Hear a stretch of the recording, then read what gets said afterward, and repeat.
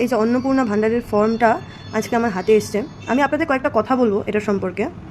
তো এই যে এখানে যে একটা 12 পাতার একটা ফর্ম দেওয়া আছে, মানে এখানে দেখুন সিএএ আবেদনের বর্তমান অবস্থা যদি থাকে, কিষাণ ক্রেডিট কার্ড এআরডি, শিল্পী ক্রেডিট কার্ড, মৎস্যজীবী ক্রেডিট কার্ড, শিক্ষার্থী ক্রেডিট কার্ড, হেন তেন, তারপরে হচ্ছে এই যে জিনিসগুলো আইডি সংখ্যা বা যে কোনো যাবতীয় যত কিছু মানে ফর্মে এখানে লেখা আছে শিশুদের টিকাকরণের বর্তমান অবস্থা।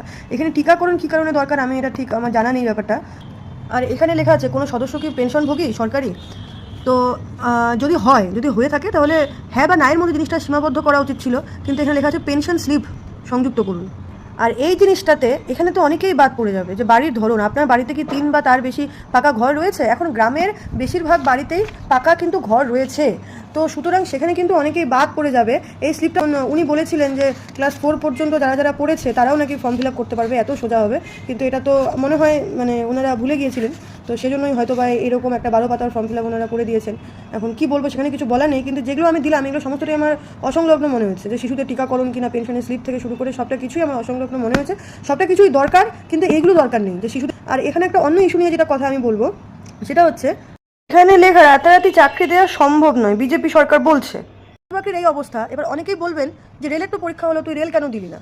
এবার দেখুন তো পদাবলীর একটা পদ, ঠিক আছে, এটা শাক্ত পদাবলীর বই।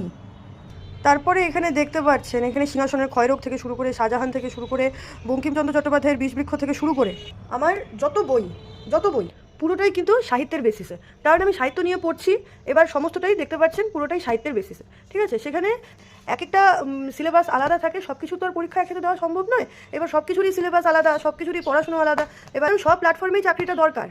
এবার আমাদের সরকার 15 বছর থেকে আমাদের পঙ্গু করে রেখে দিয়েছে আমাদের বেকার যুবক যুবতীদের। সেখানে মানে আগে সরকারের কাছ থেকেও আমরা কোনো সাহায্য পাইনি। মমতা ব্যানার্জি গরিব মানুষদের জন্য করেছেন, দ্যাটস এনাফ, কিন্তু বেকার যুবক যুবতীদের উনি যে পরিমাণে খাদে ফেলে দিয়েছেন, সেখান থেকে উচিত বিজেপি সরকারের এখন প্রত্যেকটা প্ল্যাটফর্মে চাকরি দেওয়া, কারণ প্রত্যেকটা প্ল্যাটফর্মে আলাদা আলাদা স্টুডেন্ট রয়েছে, তাদের কথা ভাবা, ঠিক আছে। তো এটাই আমার সরকারের কাছে অনুরোধ যে আপনারা অন্নপূর্ণা ভান্ডারের যে কী আপনারা জুমলা করছেন আমরা ঠিক জানি না, কিন্তু দয়া করে চাকরিটা দিন, আর মানুষজন তো এভাবে হ্যারাস করবেন না।